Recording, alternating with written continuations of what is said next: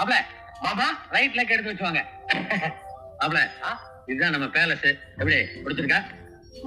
மெட்ராஸ்ல இருக்கிற வீட்டோட கம்பேர் பண்ணும்போது இது ஆர்டினரி குடிசுதான். இருந்தாலும் உனக்காக நான் அட்ஜஸ்ட் பண்ணிக்கிறேன் மாமா. ஏன் மாமா இந்த வீட்டுல நாய் ஏதாவது வளர்க்கறியா? நாயெல்லாம் நான் வளர்க்கறது கிடையாது, பயம்.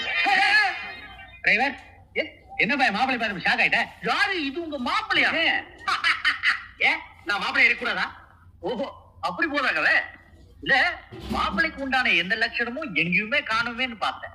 ஏன் மாப்பிள்ளை மூஞ்சில குறுக்க சூடு போட்டுருப்பாங்களா? உன்னை பார்த்தா கூட டிரைவர் மாதிரி தெரியும், ஊட்டி கைடு மாதிரி இருக்கிற. நாங்க டிரைவரை ஏத்துக்கல. யோ மாமா என்னையா அது? உன் டிரைவர் வந்த மாறிட்டு இருக்கா, பாத்துட்டு நிக்கிறியாப்பா? யோ டிரைவர் இப்பதான் மாப்பிள்ளை உள்ள வந்திருக்காரு, அவரோட போய் மரியாதை எல்லாம் பேசிட்டு இருக்கேன். மரியாதை பேசு. Yes sir. நீ நான் இல்ல, அங்க சுத்தி இங்க சுத்தி கடைசியில நான் வேலை செய்யற வீட்டுக்கே மாப்பிள்ளை வந்துட்டியா? ஆமா சொல்லிடுவா. உன்னை பத்தி நானும் சொல்லவா? இந்த வீட்டு பொண்ணை கிட்னாப் பண்ணது, அதே பொண்ணை காப்பாத்த மாதிரி நடிச்சது, இந்த வீட்டுக்கே டிரைவரா வந்தது, இதெல்லாம் எவ்வளவு பெரிய போச்சு. அதை பத்தி நான் சொல்லவா? சொல்ல மாட்டேன். சொல்லுவேன். சொல்லுவேன். டிரைவர் நீங்க ரெண்டு பேரும் கட்டி பிடிச்சி நெருக்கமா பழகிறத பார்த்தா ஏற்கனவே அறிமுகமான மாதிரி தெரியுது.